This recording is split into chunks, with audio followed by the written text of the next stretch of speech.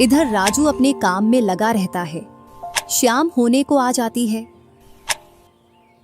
और हरिया भी अपने खेतों के पास आ जाता है। रामू की आंख खुलती है तो हरिया उसको आता हुआ दिखता है, तो वह खेत में जाकर काम करने लग जाता है। चलो घर, अब शाम हो गई और खेत भी पूरा खुद गया है।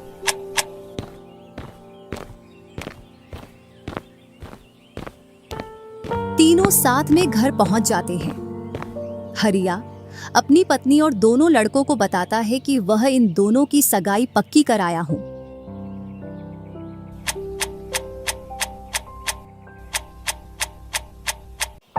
और वह कुछ दिन बाद दोनों का विवाह कर देता है। ऐसे ही कुछ वर्ष निकल जाते हैं।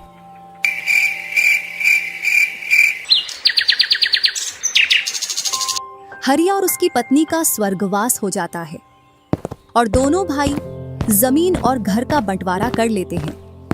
रामू अपने आलसी पने की वजह से खेतों में काम करने नहीं जाता और दिन भर घर में ही पड़ा रहता। इधर राजू अपने खेतों में दिन रात मेहनत करता है, जिससे रामू और राजू की फसलों में अंतर स्पष्ट दिखाई देता है।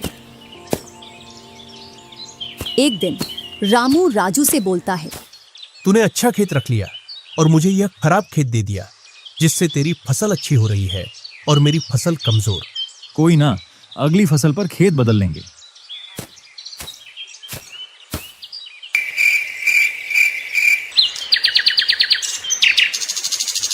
अगली फसल पर रामू राजू से खेत बदल लेता है और एक खेत ज्यादा ले लेता है। फिर भी राजू खुशी खुशी उसे खेत दे देता है। राजू के हिस्से में जो खेत थे उनमें फिर से वह दिन रात मेहनत करता।